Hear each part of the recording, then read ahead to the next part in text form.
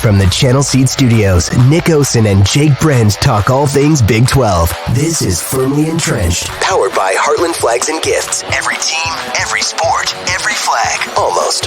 Here's Nick and Jake on Iowa Everywhere.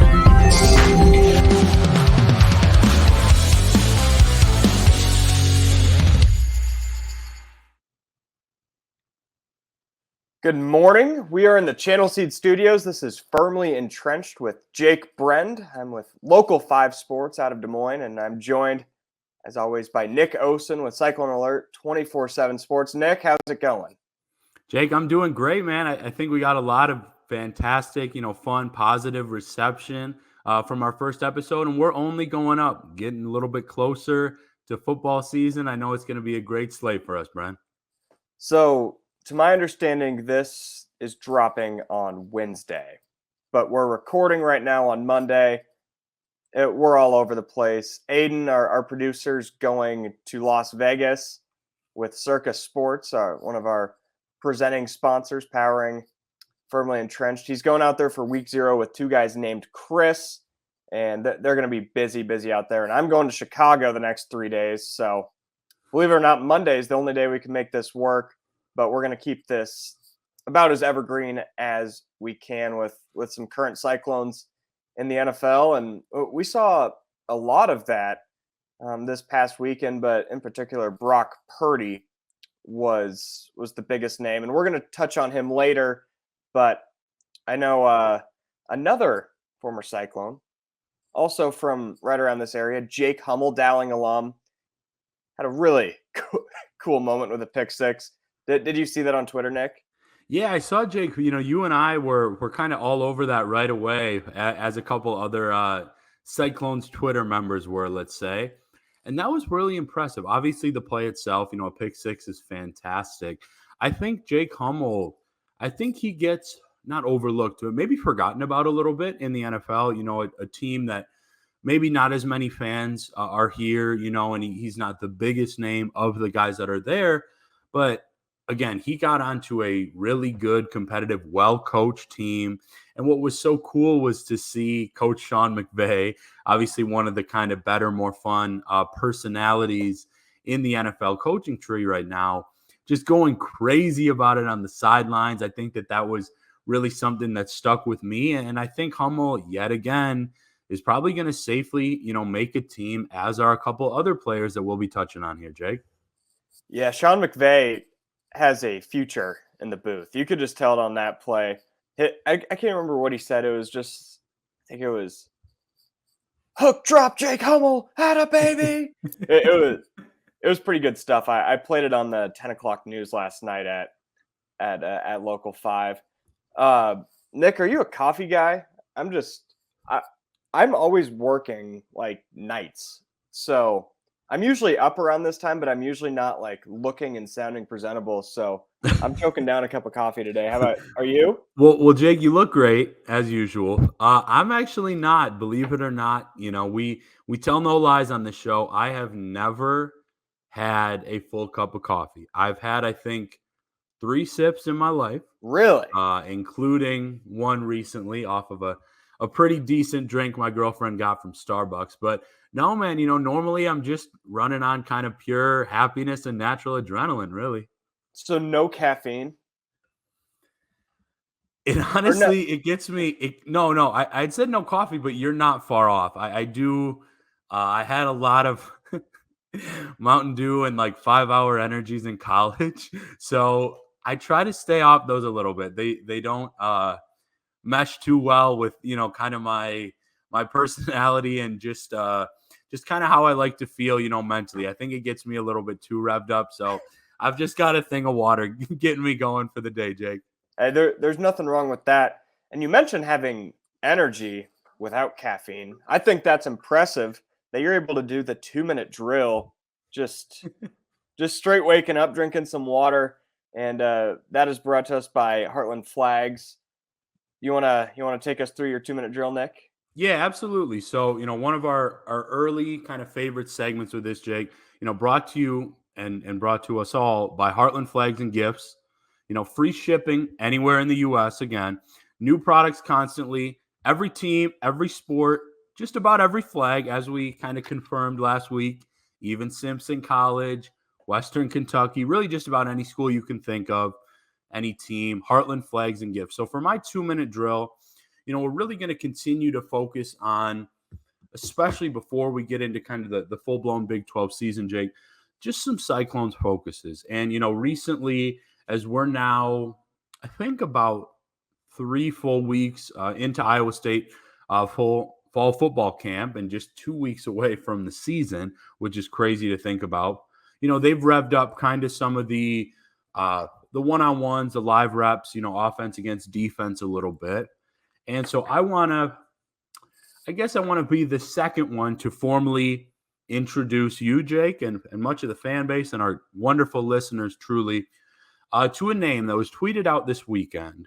Now, a lot of what I do is recruiting, so I've kind of been on this player. I thought it was a fantastic PWO addition, but I don't think even myself could say that I thought that this Illinois native would be making an impact already, and that is true freshman, preferred walk-on safety, Drew Surgis. So he's a safety. Now, he got an interception in kind of some live, we'll say a scrimmage type setting Saturday. He got a beautiful interception earlier in the week, and this is something a little bit notable because I had to double check who it was because he was wearing number 33, Jake, earlier in camp. And that's also true freshman Jack Sadowski's number. So I was like, okay, that didn't look like Sadowski making the play earlier in the week.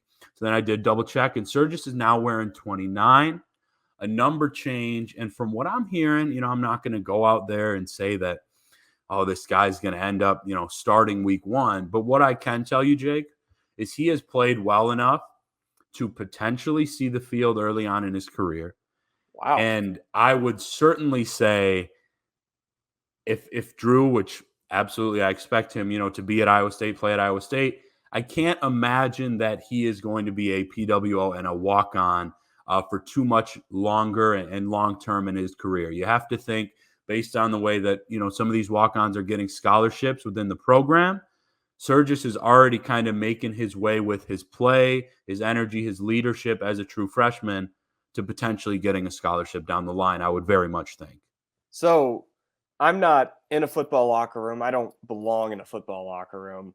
But just from the outside looking in, if you gave a guy a number of someone else on defense, that would probably mean you're probably a practice squad guy, at least for this year. So to switch him numbers, as a media member, that kind of just gets my head turning like he's probably going to see the field, or at least there's a real possibility where the staff is thinking about it. You don't just accidentally change a number. There's thought that goes into that. So that's going to be something to look out for.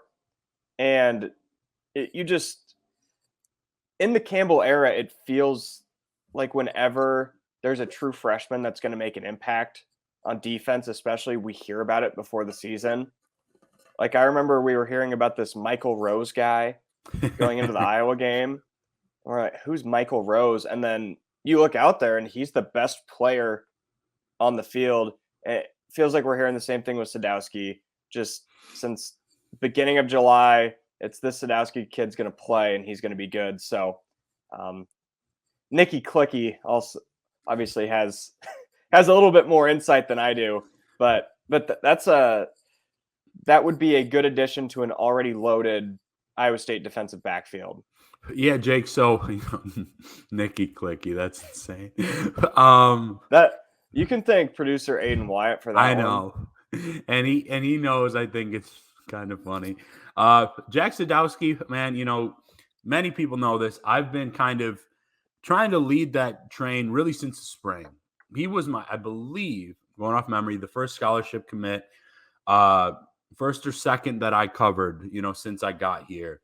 And it felt like he was a guy that could see more offers if his recruitment went on, right? I think he got a late Kansas State offer. I remember Louisville being in the mix. So he is, I'd be shell shocked if he does not play. I think he'll have a prominent role. But, You're right. I think what this staff does in terms of identifying and evaluating, I've said this many times, I think it's a special thing, Jake. And that kind of, I didn't try to do this, but that kind of naturally leads me into this second name. And it's a name that we touched on last week. I'm not going to act like it's brand new to the show, but I just continue to hear great things. That's another true freshman. I believe Iowa State was the first offer. Then he was committed elsewhere for a long time. Obviously now is at ISU, and that is true freshman tight end Ben Bramer. I know we mentioned him last week. I'm not shy about saying, I've said it, I think, since April, safeties and tight ends. I want to put my name on those two position groups this fall. I think they're both going to be fantastic. Safeties room was great already last year. I think the tight end room is, not saying it'll have the Chase Allen, Charlie Kohler star power right away, Jake, but I think in terms of sheer talent and depth, 1 to 5, 1 to 6, 1 to 7, is in about the best shape it's ever been in the Matt Campbell era. I'm going to say it did take a step back last year because it obviously did, but I think it just shows how spoiled the program and fans were the last few years with the production that they did get from Kohler, Allen, Sainer. So if this group of Dean and Bramer can even match 70% of that, because I would say they got less than 50% of the production last year from the tight ends than they did the year before. And that's part of why you saw the offense take a huge step back. And I was listening to Williams and Bloom last night on Cyclone Fanatic on the Cyclone Fanatic podcast network. And what Bloom was saying was the defense, it might take a little bit of a step back, probably not much. So the offense just has to go from the worst in the Big 12 to average, and you're going to probably offset that. But one important piece of the defense that is probably a little bit of a question mark, especially now without Isaiah Lee, is probably that defensive line. But I know you've got some nuggets on who's producing there. Yeah, so one name that I think just about everybody knows now, Jake, that I've heard really, really, really good things about since March is Tyler Onyedem. I believe third-year man along the defensive line. So he's somebody I certainly expect to have a great shot at starting, likely start on kind of one of the defensive end spots. Dom Orange, everybody knows about. I think he was initially like a big-time recruit. Iowa State obviously stuck with him. Big Citrus. I think he's got the best nickname on the team. Do we know where that came from, by the way? I've heard that just from a couple people. I'm going to blame Nate Shieldhouse Burner. I don't know. I don't know if that was him. He's who I heard it from first, though. Solid. Very. I used it on Local 5 News on. Did you? Saturday night, I think. I had heard it recently for the first time. Very solid. And then Joey Peterson, who it sounds like, based on kind of behind the scenes as well as just speaking with John Haycock at a presser last week, Jake, he's really taken on this leadership role along the defensive line. Almost one of those like heart of the team leaders in that defensive front. Certainly the defense as a whole. I get the sense that I don't think it's going to have, a Will McDonald or MJ Anderson type player in terms of just sheer sack numbers. At least right now, I think that's fair to say. But I think, again, I'm really not trying to overhype anything. I think from 1 through 5, 1 through 6, I don't think, I think you certainly want to avoid injuries, obviously. But I think the depth takes a hit with a guy like Isaiah Lee. But I don't necessarily think, Jake, that kind of the ceiling of that unit does. You've got J.R. Singleton. I'm going to throw a newer name out there. Now, I mentioned him just in a writing piece last year. I can't say I projected that he'd play a major role, but kind of from what I've been hearing, whether that's speaking with players or, asking about kind of guys that have been making an impact, Trent Jones. Tyler Onyedem told me he's a walk-on. He's really impressed this camp, and I think he's going to surprise some people. So if maybe the best player on the defensive line is telling me that, I'm certainly going to trust it. I'll have a story out with him actually with Tyler later this week. But I wanted to mention that one. That's kind of one of those names, like a Drew Surgis, like a Jack Sadowski. Obviously a lot of people knew about Abu, Carson Hansen, but some of these names I'm hearing that have maybe even jumped above some of those expectations, Jake, this summer and into the fall. So we're going to save most of this for next week when we do our really full season preview, Big 12 preview. But as I'm thinking about it, just in my head of best case and worst case scenario, you just talked about the best case is that all those guys pan out. You have extreme depth, probably more depth than you've had in a while. And I'm going to, I guess, poke some holes. Not that I'm disagreeing with you, but in my head, I'm thinking worst case scenario, what will it look like if Iowa State wins 3 games, which is a major possibility considering 4 wins last year, scandal this offseason. But to me, the secondary is not a question. That you have all-American potential talent at 2 or 3 positions, along with all Big 12 talent at maybe all of them. But for the casual fan, for someone not in the program, on the outside, this front 7 looks like probably the biggest question mark. 4 front 7s that Iowa State's had since going into that 2017 season. But I'm not the guy to doubt John Haycock. He pretty much, I remember after 2018, you lose Willie Harvey. It's how are you going to replace Willie Harvey? How are you going to replace Marcel Spears? How are you going to replace Mike Rose? And then it seems like someone always comes and steps in. But I think if it's December 15th and we're looking back, what went wrong? How did Iowa State's defense go from first in the Big 12 to 4th?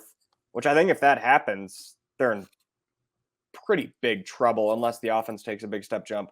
I think it would look back and be like, we had some depth on the offensive line, but maybe not the star power that we had with Will McDonald, MJ Anderson, years before that, Enyi Wazarike.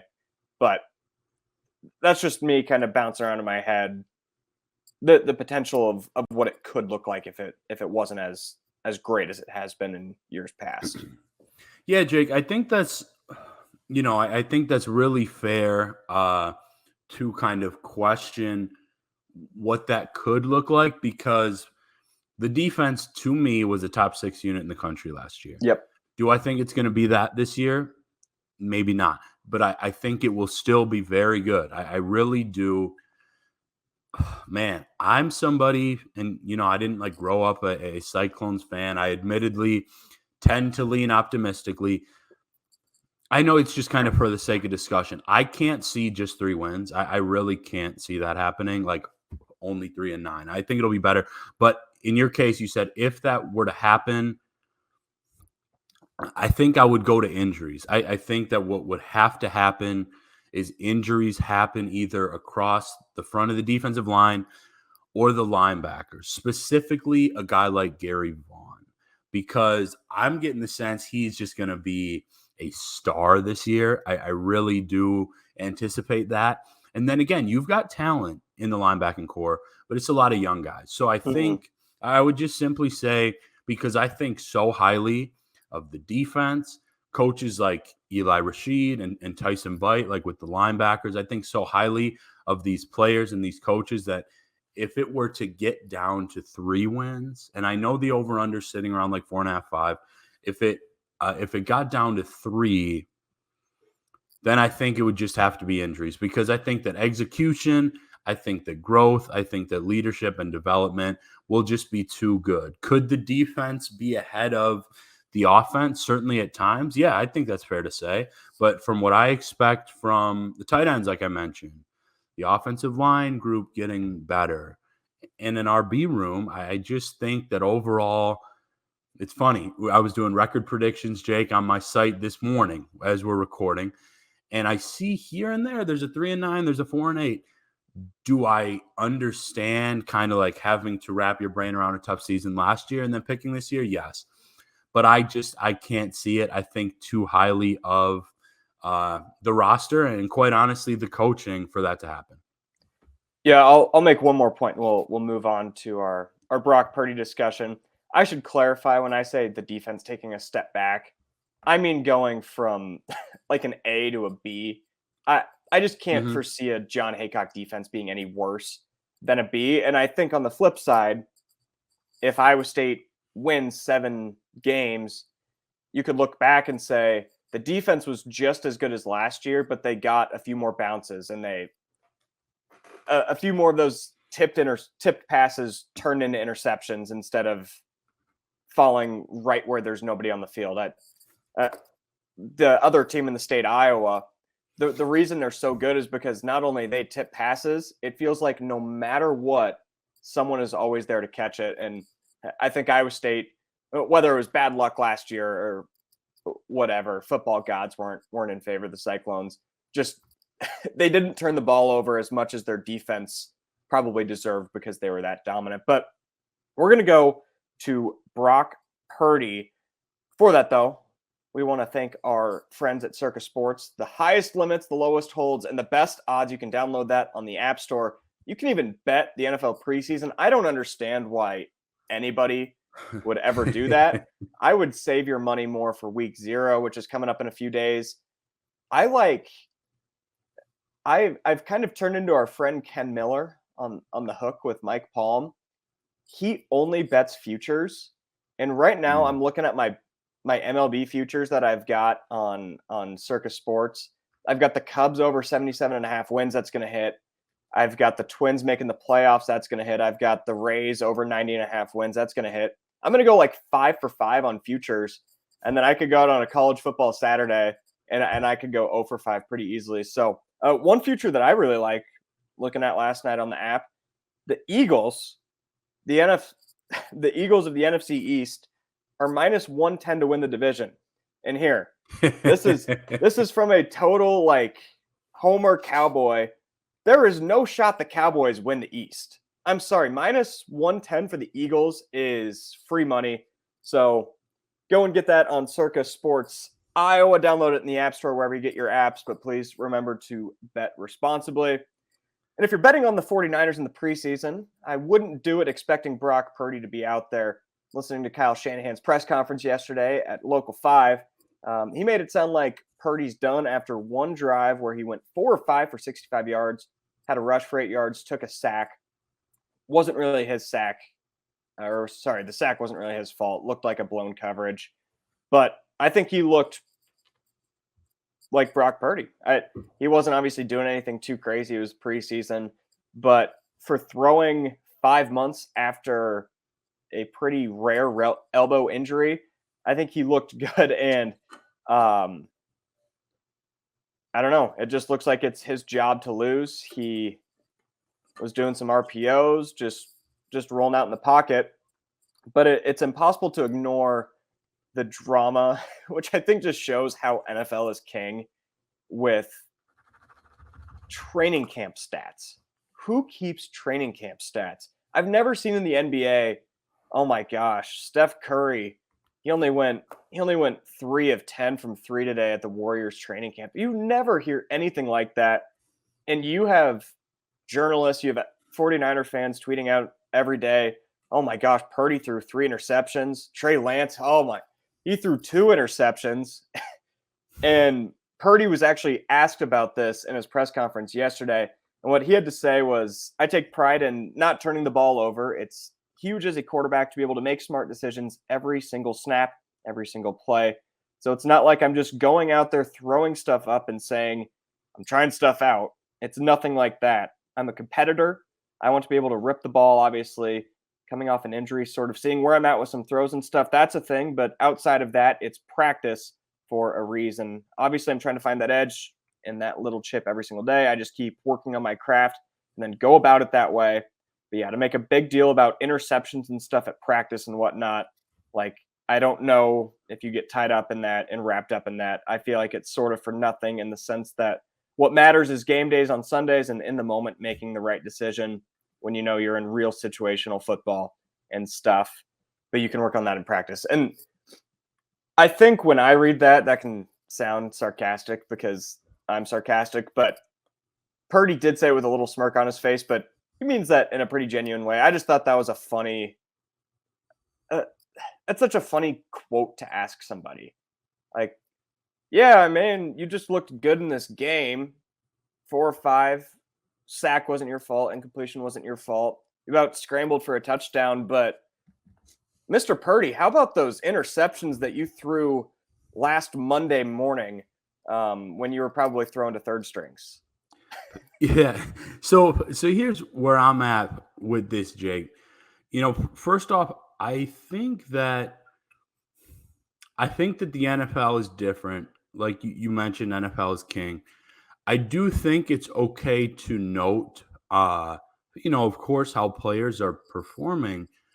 But one thing, man, and I don't even follow that many 49ers accounts, but one thing that is just weird that I've seen is there's this one journalist out there that I saw a video last week. I literally double checked his account. Like, is this guy really leaving 49ers training camp? Are they letting him in? Because he was doing a video as he walked out of camp, just full on ripping on Brock Purdy, questioning Kyle Shanahan.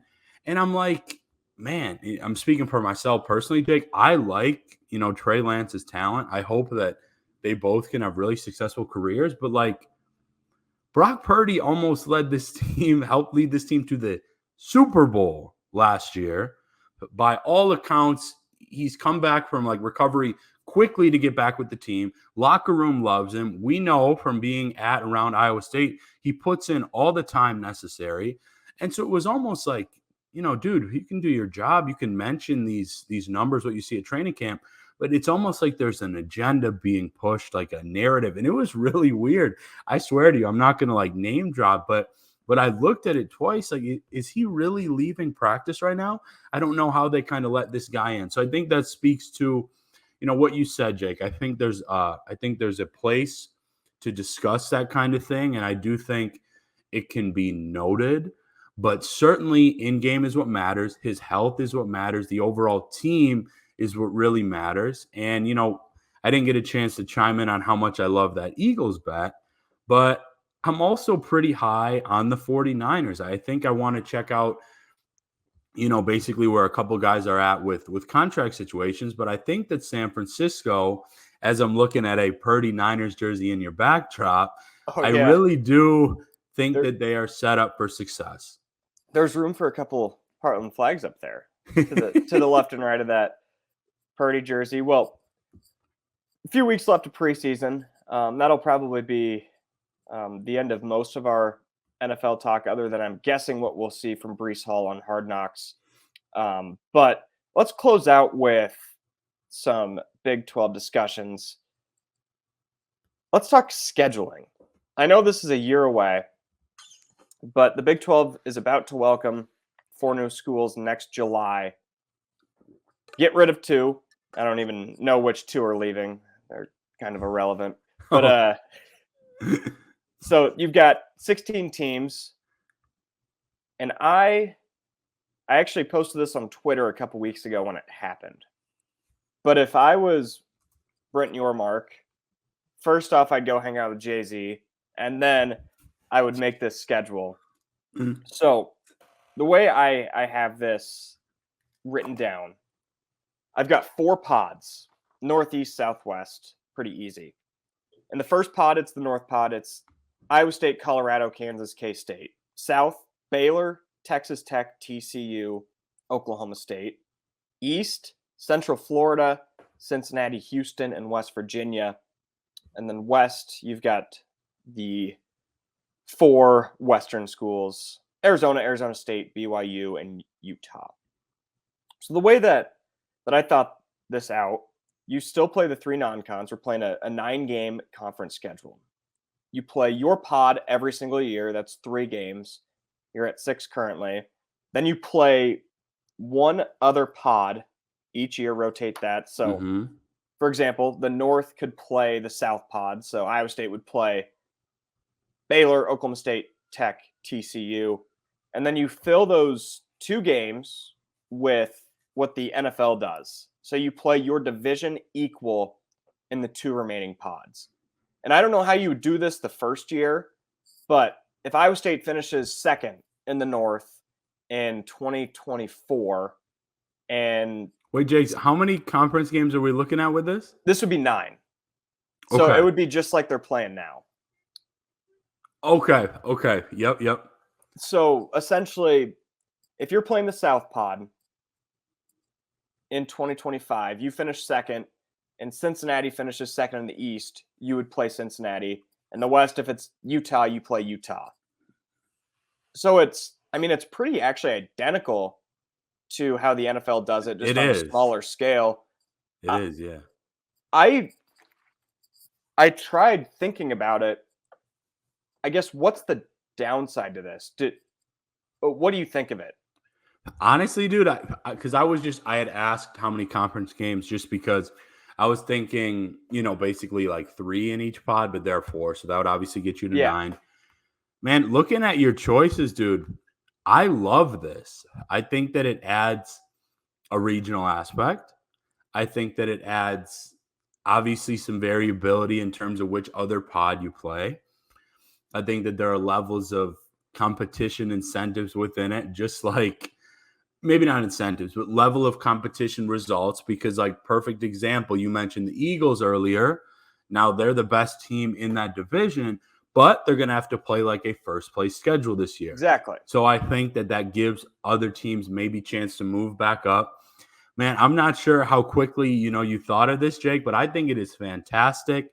I would be a major fan, and it's just crazy to me to think, we're still in August for a little bit. We're enjoying 2023, but it's crazy to me to think that is going to be what this conference looks like in just about 1 year. That's really just, kind of absurd to me to think about. I think this is really well thought out, Jake. I like, even maybe a rivalry aspect here and there, like how you have, like, obviously we're talking more football right now, but like Iowa State, KU basketball, that's big time. Iowa State, K-State, Farmageddon, you still got that going. KU, K-State within there.